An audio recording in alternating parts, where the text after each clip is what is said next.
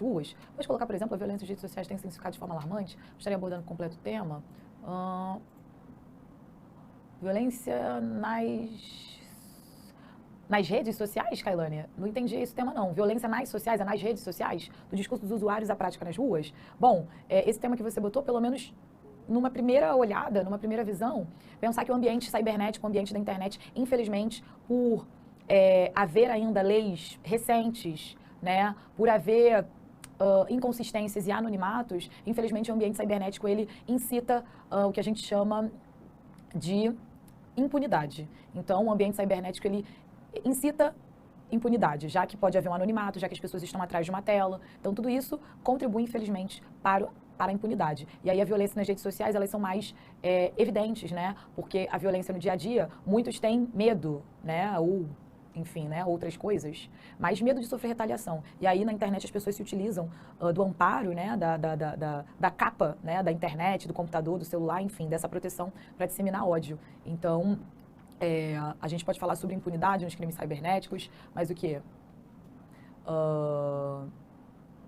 Aí ela fala, uma vez que o tema, se tem a parte dos usuários da prática, enfim, a gente vai conversando sobre esse tema, tá?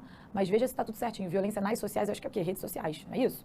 Bom, diretor, sobe então para mim. Mona Lisa Reis já está presente, Jordana Bezerra, bom dia, prof. Linda, obrigada. Karen, já presente, Janiele, Sabrina, Larissa, governo. Larissa, aqui no ProEnem nós deixamos as 2 grafias, tá bom? Apresenta mais as perguntas aí, diretor. Meirivone. Bom dia, Ildina presente, Yara Brito, Ana Luísa, Luan Nogueira, redes sociais. É isso mesmo. Então, meu raciocínio está certo. O Alisson Vitor, mas quem já está aí? Mariane Cristina. Bom, já tem uma galera presente, certo? Uma galera unida, ok? Bom, lá no tempo anterior, às 8 horas da manhã, nós fizemos uma discussão essa sobre os desafios do envelhecimento no Brasil, né, no século XXI, os desafios de envelhecimento na sociedade brasileira do século XXI. Isso significa, portanto, que nós pensamos no abandono afetivo, certo? Apresentei a vocês o repertório sociocultural com um trechinho de um conto da Clarice Lispector que apresentava o abandono afetivo entre uma família rica, né, uma família com dinheiro, uma família com grana, certo? Dona Maria, Rita, Alvarenga, Chagas, etc, sobrenome imponente, nome de família rica, que foi abandonada pela filha na estação de trem, não teve nenhum tipo de amparo. O próprio texto, né, que é baseado, obviamente, na escrita da Clarice, porque foi feito por ela, né, é um texto baseado, portanto, em uma dimensão psicológica importante e expressiva, nos apresenta essa ideia do abandono afetivo, né? Dona Maria Rita de Chaga de Melo disso, sai do seu Opala, entra no trem, mal a senhora pisa no trem, a filha já abandona, já dá as costas, nem quer saber da mãe. Então é um texto que apresenta esse abandono afetivo. Pensamos no abandono afetivo como uma problematização possível dentro do nosso tema. Certo? Precisamos também relembrar a questão da dificuldade financeira, que tem, sem dúvida, uma grande ligação à aposentadoria no Brasil, ao INSS, certo? Aposentados que trabalharam uma vida inteira, mas tem uma aposentadoria que não dá. E isso acontece, certo? Pra caramba o tempo inteiro. Então, dificuldade financeira, abandono afetivo, violência física, certo? Falta de acessibilidade, seja na cidade, nos transportes públicos, como eu tinha comentado lá no primeiro tempo. Vamos subir no ônibus, o degrau é deste tamanho, é gigantesco. A gente sabe que o idoso tende a ter uma limitação de movimento. São todos? Não. Mas em função dos anos de vida, em função das possibilidades de doença e de limitação do corpo, certo? É provável que uma pessoa mais velha tenha dificuldade para subir num degrau altíssimo do ônibus. Então, isso é um exemplo, né? É uma evidência da falta de acessibilidade no transporte nas cidades, certo? Pensamos também em uma acessibilidade particular que acontece no ambiente familiar. Então, é aquela família que ascendeu, é aquela família que tem grana, que tem dinheiro, e aí faz uma casa com 3 andares, pelo amor de Deus, certo? A pessoa fica mais velha, o joelho dói, o pé dói, certo? E aí, o tempo inteiro sobe, desce, sobe, desce. Então, são N fatores, são muitas problematizações que podem entrar no texto de vocês. Vocês podem pensar em uma causa e uma consequência, vocês podem pensar em 2 consequências, vocês podem pensar em 2 causas. Este caminho é o caminho que vocês vão trilhar no texto, é o caminho que vocês vão percorrer. Então, vocês que vão decidir, vocês são autores dos textos de vocês, certo? Tranquilo? Bom, Jonathan, prof, repertório clichê desconta ponto no Enem? Jonathan, repertório mal construído, repertório sem produtividade, repertório sem legitimidade, que desconta ponto no Enem. Clichê, tá tudo bem. Desde que esse repertório cumpra o seu propósito de ser legitimado, pertinente e produtivo, ok? Kennedy, prof, ao referenciar um artigo ou um livro escrito por mais de um autor, eu posso citar apenas o sobrenome? Pode colocar apenas o sobrenome, Kennedy. A redação do Enem, ela exige, né, seria interessante que você soubesse o nome do autor. Se você sabe pelo menos o nome de um autor, tá bom. Você não precisa botar todos os autores, não é uma referência bibliográfica de uma dissertação, de uma monografia, de um artigo, tá? Não é um problema. Desde que você cite um dos autores, ou onde foi publicado esse artigo, onde foi publicado esse livro, já cabe. Não precisa dessa formalidade toda, né? Essa formalidade toda fica aí, deixa aí para o momento em que você entrar no seu curso desejado. Que aí você vai fazer o artigo, você vai escrever o texto e no final você vai ter que apresentar as referências bibliográficas, botar ano, botar autor, botar data, edição, publicação. É tanta coisa que eu nem sei mais, é muita coisa. Então deixa essa referência completa, né? Essa referência bibliográfica completa, com todas as suas particularidades para o ambiente universitário. Aqui, né, no Enem, basta você colocar o autor, de repente o ano, se você souber de publicação, só para criar uma produtividade, mas não precisa. 20 pessoas escreveram. Tudo bem. Sabe o nome de um? Escreve. Um dos autores é fulano de tal, é fulano de tal. Não precisa dessa formalidade toda, ok? Diretor, dá uma atualizada para mim, por favor. Olha só. Olha só, o Lucas Eduardo fala sobre a questão dos aposentados. O que acontece? Os aposentados, eles têm aí uma situação que é, em muitos casos, a falta de apoio financeiro, porque a aposentadoria é pouca, certo? Então, enfim, a lógica da aposentadoria no Brasil hoje tem sido bastante dolorosa, tá? Bom, vamos entrar aqui no nosso tema? Joga aqui, diretor. Eu apaguei na moda vamos embora no outro tempo, só para...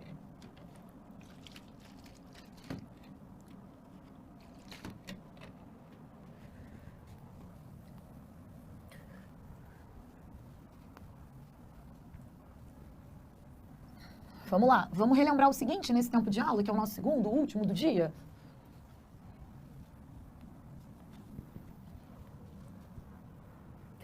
Vamos lá. Tá faltando fazer o quê? Tá faltando, joga lá no meu material, diretor, pensar que...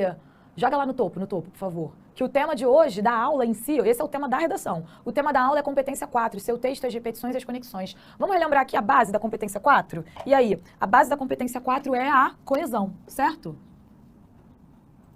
O que é a coesão? Coesão é um princípio de textualidade responsável por criar, né, apresentar recursos linguísticos responsáveis por criar progressão no texto, ou seja, criar encadeamento, certo? E também responsáveis, esses recursos, por não haver uma repetição de palavras. E aí, quando se fala sobre repetição, ninguém está dizendo que você não pode repetir a palavra, né, nenhuma vez. Não é sobre isso, certo? Mas é importante ter um bom senso. Você não vai escrever a palavra saúde na linha 1 e repeti-la na linha 2, porque você deixa o seu texto repetitivo, você deixa o seu texto...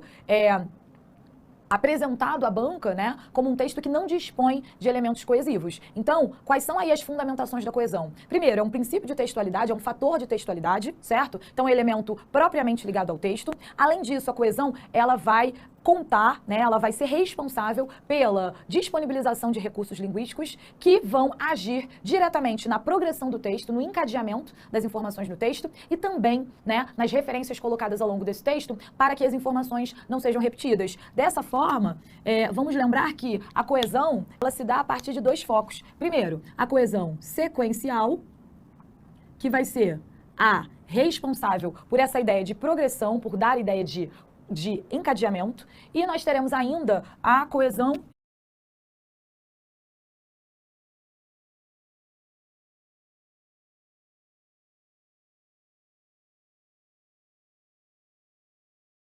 referencial, que vai ser responsável pela não repetição. Ok? Pela não repetição. Certo? Coesão sequencial, coesão referencial. Sequencial, encadeamento, correto? E aí, o que o Enem deseja quando se fala sobre isso? O Enem deseja que vocês apresentem conectivo interparágrafo, parágrafo, inter. Vamos lembrar da língua portuguesa. Olha JJ e Felipe Moraes. Conectivo interparágrafo. Inter é um prefixo que significa o quê? Que significa, fez até que significa o quê? Entre. E falta falar sobre o conectivo intra. O que é intra? Só lembrar da introdução, né? Introdução não é trazer para dentro? Então, intra, parágrafo significa o quê?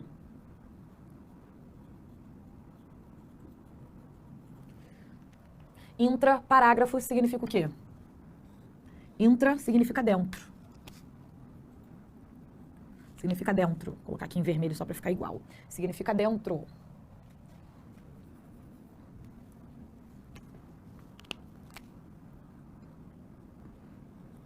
Ok? Significa dentro. E repetição. Gente, escrevi tudo errado, peraí. Ah, é o último tempo, a prof já fica doida. Peraí. Repetição. Então, ó, atenção a esses 3 fatores. Repetição. Repetição. Atenção a esses 3 fatores.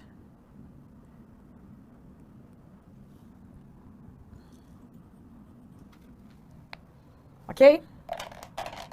Vamos lá.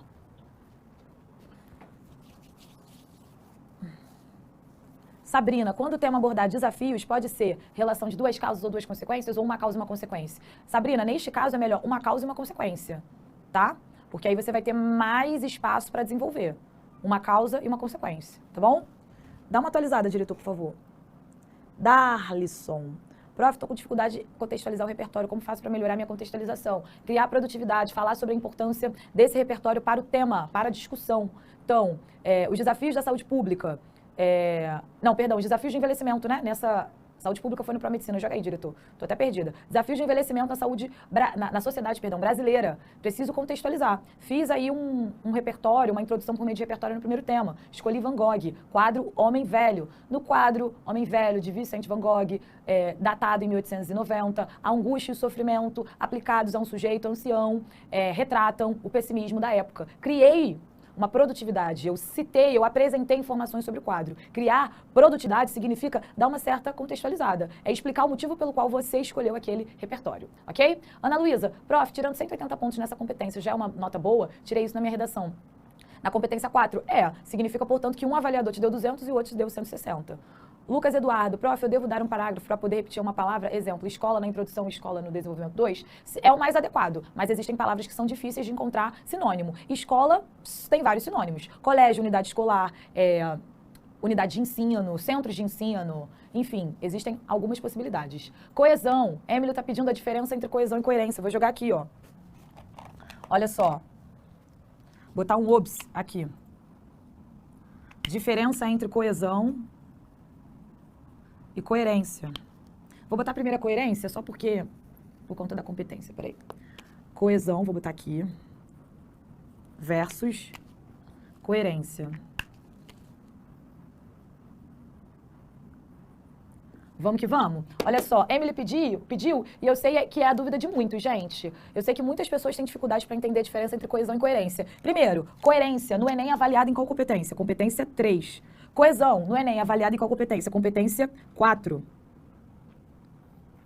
Então, primeiro aspecto, as competências são diferentes. Coerência, competência 3, coesão, competência 4. O que é a coerência? A coerência tem a ver com as ideias, certo? Então, é a seleção e organização de ideias.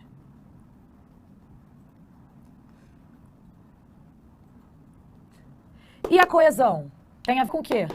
Com a seleção de conectivos, ou seja, de palavras que vão criar sequência ao texto, que vão encadear o texto, por isso que tem a ver com a seleção dos conectivos, certo? E a diversidade também desses conectivos. Não basta saber um conectivo. Ai, professora, eu já sei que conectivo de oposição, né, conectivo, conjunção de adversidade é o mais.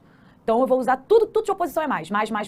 Não. Você tem que saber que existe o mais, o porém, o entretanto, contudo, no entanto. Então, a seleção de conectivos, ela precisa ser também o quê? Diversa, diversificada, tranquilo? Então, coerência, ideia, organização de fatos e informações. É só voltar à ideia da competência 3. A competência 3, ela analisa o quê? Ela analisa a maneira com que você apresenta fatos e informações no seu texto. E isso reverbera diretamente na sua argumentação. Porque a argumentação vai ser bem feita se você selecionar e organizar muito bem os seus argumentos e as suas ideias. Então, coerência, plano das ideias. As ideias do texto precisam estar bem organizadas e as ideias do texto também precisam ter lógica no mundo real. Então, além de uma lógica interna, além de uma coerência interna, o texto ele precisa cumprir uma coerência externa. Exemplo, se eu disser que no Brasil,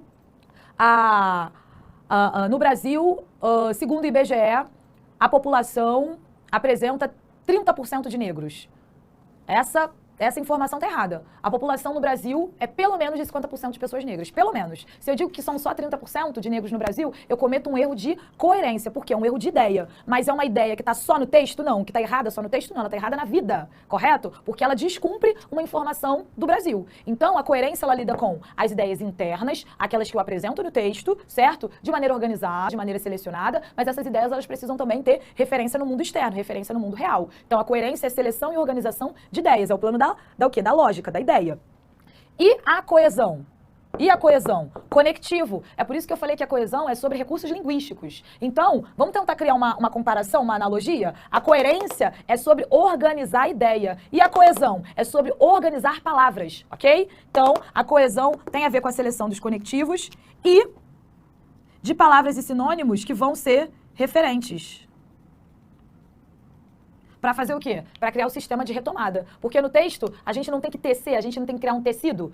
Tecido e texto vêm da mesma origem, vêm da mesma família. Tecido não é criar o quê? Fios que se entrelaçam, não são fios que se comunicam, que vão ficar juntos? Então, num texto você vai retomar alguma informação sobre a qual você já falou. Então, você precisa criar referentes, certo? Coerência, ideia, seja dentro do texto, e essa ideia também precisa ter lógica fora do texto. E coesão, conectivo, interparágrafo e intraparágrafo, que o Enem gosta, e os referentes, que o Enem também gosta, né, dos quais o Enem também gosta, para criar palavras, né, que vão dar sequência e vão retomar outras já mencionadas. Show? Foi essa diferença? Joga, por favor, no meu material, diretor. Emily, depois aponta aí se foi essa diferença. Vamos analisar a nossa redação. Da Alisson falou, obrigada, apareceu agora. Então, acho que essa diferença foi. Tem que sair daqui hoje sabendo a diferença. Você não vai sair daqui hoje perdido, não sei qual a diferença com coesão. Tem que saber. Hoje você tem que sair daqui com esse shalom, né? Como dizem por aí, receba esse shalom. Tem que saber, ok? Vamos dar uma olhada no nosso texto, na nossa redação. No Brasil moderno, o envelhecimento da população tornou-se um desafio para a sociedade. No Brasil moderno, o envelhecimento da população tornou-se um desafio para a sociedade. É a introdução. Já começou falando sobre o tema. Até aí tá tudo tranquilo. Assim, é possível mencionar a previsível falta de mão de obra no país devido à redução da taxa de fecundidade e ao aumento da expectativa de vida. Ademais, o desfalque no setor previdenciário, aliado ao inchaço da rede pública de saúde, amarga ainda mais a crise brasileira. Bom, começou bem, mas o final não tá legal. O que eu vou observar? É uma introdução que não tem repertório. Olha só, quando vocês me perguntam, poxa, prof, a introdução, ela precisa? Eu sou obrigado a botar repertório na introdução? Obrigado ou obrigada, você não é obrigado nem obrigada a nada. Porém, vocês devem perceber que a introdução, ela se torna esvaziada. Ela se torna o quê? Vazia, murcha. Ela se torna sem brilho, ela não tem brilho. Nota que o candidato, ele fala sobre o envelhecimento da população, ele inicia o texto da maneira devida, já abordando o tema. No entanto, essa introdução, ela tá murcha, ela tá sem brilho. Se colocasse um repertório sociocultural, essa introdução, ela seria mais charmosa, ela seria mais adequada, ela seria mais encorpada, mais gordinha, certo? Porque ela teria até mais linhas. Então, perceba que é uma obrigação colocar repertório sociocultural na intro? Não. Mas o repertório, ele tem o quê? Ele tem seu charme. Se bem feito, se bem elaborado, se pertinente, se produtivo, se legitimado, ele tem o seu charme. Por quê? Qual é o impacto, né? Qual é o objetivo da introdução? A introdução é justamente o momento em que você traz o seu avaliador para dentro do texto. Lembra disso aí? Joga, por favor, diretor, aqui, ó. Lembra comigo o seguinte, olha o nome, introdução. Introdução. Vamos fazer aqui, ó, vamos cortar. Intro é dentro. Tanto que a gente já tinha visto isso aqui, ó. Conectivo intra-parágrafo. Intra é dentro e intro. Mesma coisa. E dução, trazer. Dução é trazer. Então, a introdução, ela tem qual objetivo? A introdução é o momento, é o estágio inicial da sua dissertação argumentativa. É o momento em que você vai pegar o seu avaliador, a sua avaliadora pelas mãos, certo? E você vai trazer essa banca para o seu texto. Você vai convidar essa galera a participar do seu texto, a se envolver, certo? A corrigir. Então, se você fizer essa introdução com contextualização, você está, poxa, criando, certo? Um envolvimento intelectual. Você está demonstrando para a banca de corretores que, caramba, ó, eu já sei um repertório legal, bem feito, pertinente, legitimado para o tema sobre o qual eu vou falar. Joga no meu material. Então, o que a gente percebe? Não tem contextualização. Introdução, xoxa. Introdução, não encorpada, né? Sem brilho. Não tem brilho, não tem brilho. E nós nascemos para brilhar. Então, Não tem brilho, não tá legal. Mas o que existe de problema? Nota que, na tese, o conectivo que o candidato usou para iniciar a tese é ademais. Ademais é valor de soma. Ainda que seja uma informação somada às demais, né? Uma informação que vai ser acrescida, seria melhor colocar um conectivo que vai fechar a introdução e vai dar a ideia de que existe uma tese. Que, no nosso caso, é o uso do nesse sentido. Nesse sentido, o desfalque no setor previdenciário, aliado ao inchaço da rede pública, agravam ainda mais a crise brasileira. Então, é uma introdução de todo, né? Por todos os lados ruim? Não. Mas é uma introdução que tem potencial para melhorar. Bom, desenvolvimento 1. Em primeiro plano, após o fim da Segunda Guerra, já tem problema, prof? Já? Vem comigo? Olha só, lembra só uma situação? Eu tenho o desenvolvimento 1 e eu tenho o desenvolvimento 2 e a conclusão. Aqui, gente, existem conectivos importantes. Olha só, entre parágrafos. Quais os conectivos que vocês podem usar? D1. Vamos lá, anota isso no caderno, para vocês não errarem. Anotem no caderno. Quais conectivos? Em primeiro plano, não. Sob esse viés. Diante desse cenário.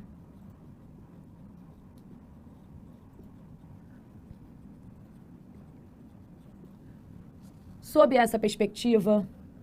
Anotem no caderno. Não pode errar isso aqui. Por quê? Você está ganhando ponto na competência 4. É a seleção dos conectivos. Estou selecionando para vocês. Sob essa perspectiva, ó, não esquece, botou vírgula, vírgula, vírgula. Não esquece da vírgula. Show de bola? D2, eu posso colocar, além disso, se eu quiser somar a informação, eu posso colocar ademais, somando, vírgula, vírgula, vírgula, vírgula, ok? Como efeito, ou com efeito, por consequência. Não esqueçam a vírgula. Vírgula, vírgula. Conclusão, prof, pra gente fechar.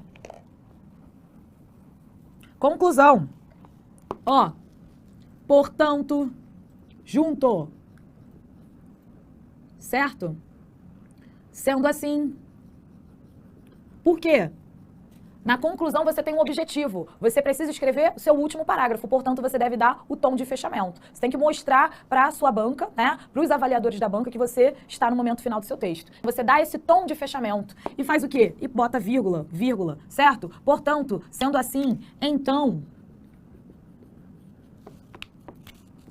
Certo? Dessa forma... Ok? Coloquei alguns exemplos e todos com vírgula, para não esquecer. Joga lá, por favor, diretor, meu material. Vamos lá. Então, vejam só. Em primeiro plano, pode? Joga no quadro. Não. É desenvolvimento 1? É. O que deveria estar? Sob esse viés, diante desse cenário, sob essa perspectiva. Já perdeu ponto na competência 4. Vamos voltar para a gente terminar de ler? Em primeiro plano, após o fim da Segunda Guerra, o Brasil e o mundo assistiram um grande avanço. Problema na norma culta, na norma padrão. É um problema específico. Aí, tem que relembrar as regras de regência. Assistir, com o sentido de ver, observar, é verbo transitivo indireto. Tem que ter preposição a. Assistiram a um grande avanço. Caramba, professora, eu nunca falei isso. Eu nunca falo assistir a um filme. Assistir a um grande avanço. Sim, porque nós não falamos a norma padrão.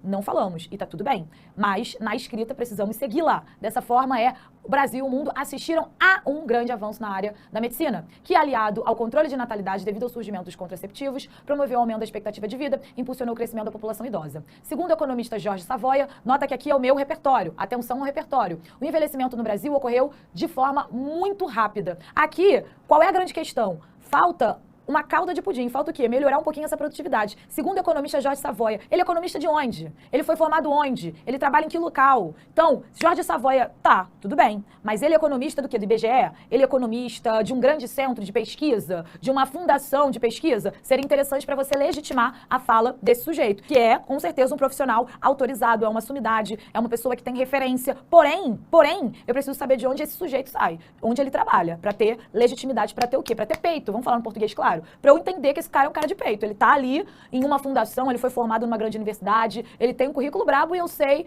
pela formação e pelo local onde ele trabalha. Preciso dessa informação e ela não está apresentada. Então, segundo o economista Jorge Savoia, o envelhecimento no Brasil ocorreu de forma muito rápida. E em 25 anos, o percentual de pessoas com mais de 60 anos praticamente dobrou. Diferentemente do que aconteceu na Europa, onde esse processo sucedeu-se, aqui existe um probleminha também de norma padrão, onde esse processo sucedeu-se não, onde esse processo se sucedeu. Fica uma questão de eufonia, né? Na verdade, fere um pouco a eufonia. O que é isso? É o som agradável. No entanto, esse é pronome. Pronome é uma classe gramatical que exige a próclise, que joga o pronome para frente do verbo. Então, esse processo se sucedeu em 50 anos, conferindo tempo suficiente para a preparação de mudanças futuras. Isto posto, isto não, isso. Isso o quê? O processo de transição demográfica, ou a transição demográfica. As diferenças entre a transição demográfica brasileira e a transição demográfica na Europa. Então, não é isto posto, é isso. Isso posto, né? Ou, diante disso, a escassez de mão de obra aumenta progressivamente em virtude da baixa oferta de funções no mercado de trabalho, uma vez que os empregadores preferem funcionários mais jovens.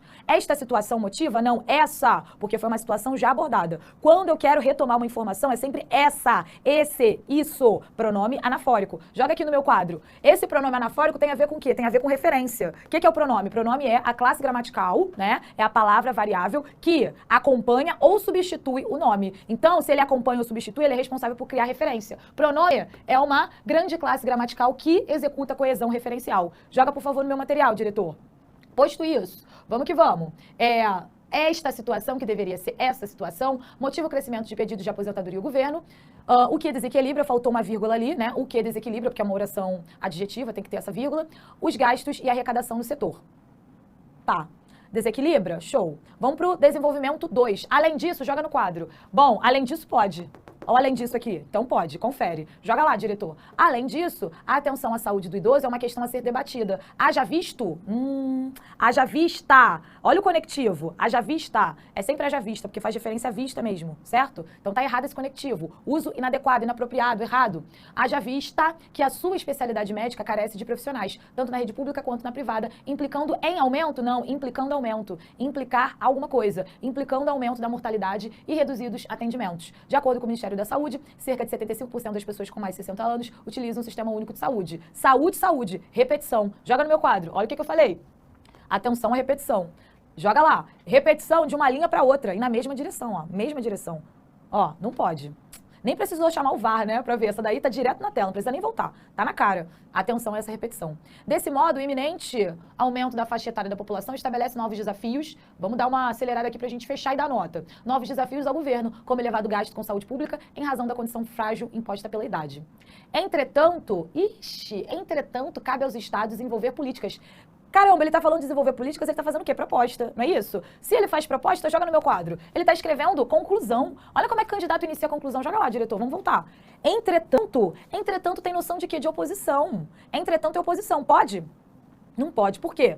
São valores semânticos completamente diferentes. Aqui deveria ser o portanto. Portanto, joga lá, diretor. Portanto, e não entretanto. Vem comigo. Então, erro crasso. Cabe aos estados desenvolver políticas de saúde preventiva para os idosos por meio de palestras, oficinas e consultas com profissionais especializados para traçar o perfil do cidadão e auxiliar na promoção e melhora de qualidade de vida.